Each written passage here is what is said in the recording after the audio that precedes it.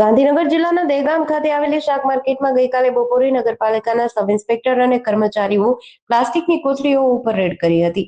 કોથળીઓ પકડવા આવ્યા ત્યારે આ શાક માર્કેટના વેપારીઓ આમ તો અંદરોઅંદર ઝઘડતા હોય છે, જ્યારે આ કર્મચારીઓ પ્લાસ્ટિકની કોથળીઓ પકડવા આવ્યા ત્યારે બધા એક થઈને કર્મચારીઓની સામે ઉગ્ર વિરોધ કર્યો હતો. આ પ્લાસ્ટિકની કોથળીઓ ઉપર પ્રતિબંધ મૂકવામાં આવ્યો હોવાથી કર્મચારીઓ પોતાની ફરજ બજાવતા હતા. ત્યારે આ હોબાળો મચી જતા તાલુકાના વેપારીઓ અને ગ્રાહકો શાકભાજી ખરીદવા આવ્યા ત્યારે આ દ્રશ્યો જોવા મોટી સંખ્યામાં લોકો એકત્ર થયા હતા.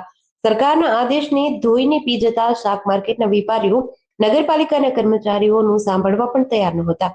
રાજેશભાઈ કે ચુનારા, દહેગામ નગરપાલિકા સેન્ટર ઇન્સ્પેક્ટર. શું કહેવું છે આપનું?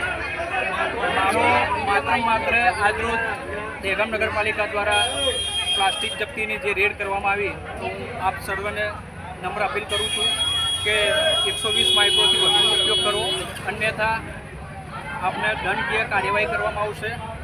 જો આપને પોસિબલ હોય તો બાયોડિગ્રેડેબલનો ઉપયોગ કરો, જેથી કરી પ્રકૃતિને પણ નુકસાન કરતું અટકી જાય અને આપણું આજુબાજુ પણ પ્લાસ્ટિકનો જે કચરો દેખાય છે, જે ગટરમાં જે ન કરવાથી ગટરનો એ થાય છે, એ બી નિકાલ થાય.